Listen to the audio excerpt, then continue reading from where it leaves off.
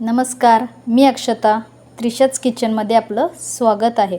तर श्रावण चालू आहे आणि आपला उपवास हा असतो सोमवार, गुरुवार, रविवार. तर इथे आपण उपवासासाठी खास रेसिपी बघणार आहे, ती पण कमी साहित्यामध्ये. आणि राजगिरा पीठ हे सगळीकडे अवेलेबल असतं, तूप, गूळ हे पण असतं आपल्या घरामध्ये. तर त्याच साहित्यापासून आपण इथे हे राजगिराचे बिस्किट करणार आहे. तर 150 ग्रॅम राजगिरा आहे.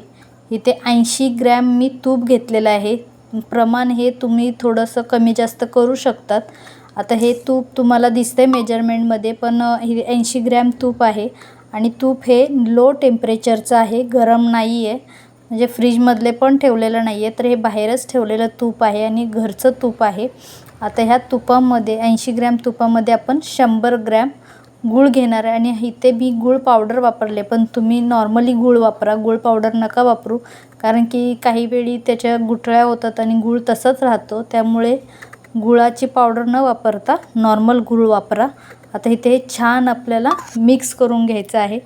प्रमाण हे व्यवस्थित घ्या, म्हणजे बिस्किट आपले व्यवस्थित होतील. आणि इथे बी कुठल्याही बेकिंग पावडर, बेकिंग सोडा वापरलेला नाही आहे, कारण आपण हे उपवासासाठी करत आहेत त्याच्यामुळे.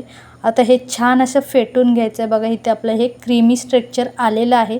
आता ह्याच्यामध्ये आपल्याला हे राजगिरा पीठ टाकून व्यवस्थित मिक्स करून घ्यायचं आहे.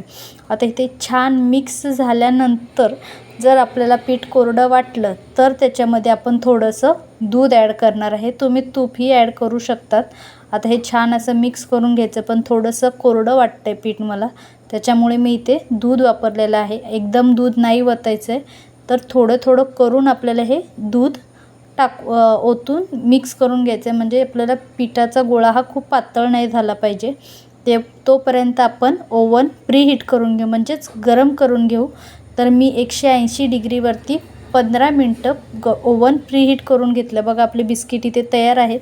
आता मी ओव्हनमध्ये करते, तुम्ही गॅसवरती 40 मिनटं मीडियम फ्लेमवरती बेक करू शकता. तर इथे बेक झालेले आहेत आपले बिस्किट.